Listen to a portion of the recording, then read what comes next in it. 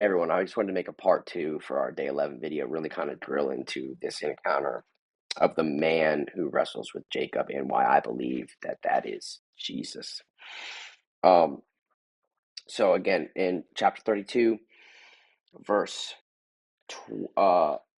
24, part B, I guess you could say verse 24b, and a man wrestled with him until the breaking of the day. So they wrestled through the night until the sun rises. It's just a man. That's all we know so far. The man saw that he did not prevail against Jacob. He touched his hip socket. It goes out of joint. And then Jacob asked the man for blessing. And we said in our part one video that alarm bells go up like, why is he asking this random man for blessing? And the man says, your name shall no longer be called Jacob, but Israel. Israel means he strives with God or he wrestles with God.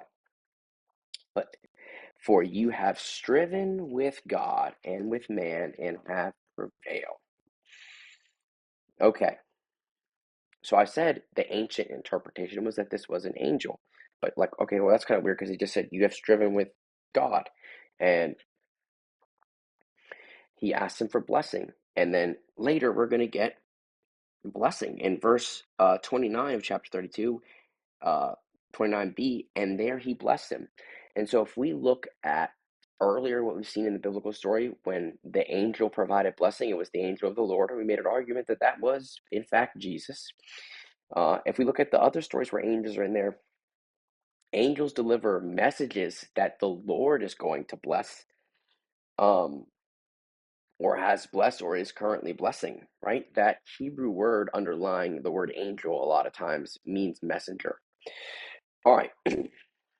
So that being said, there we have uh, an argument for why this is a little different than a normal angel.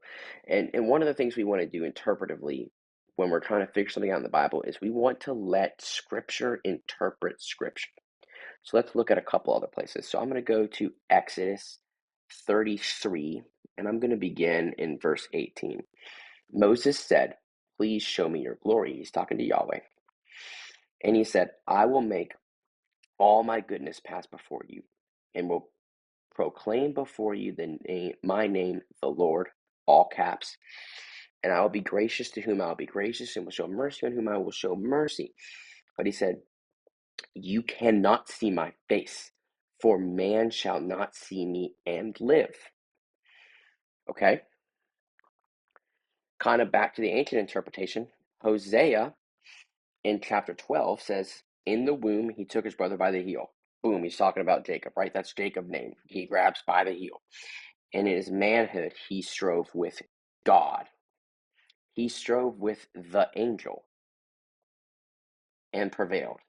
He wept and sought his favor. He met God at Bethel.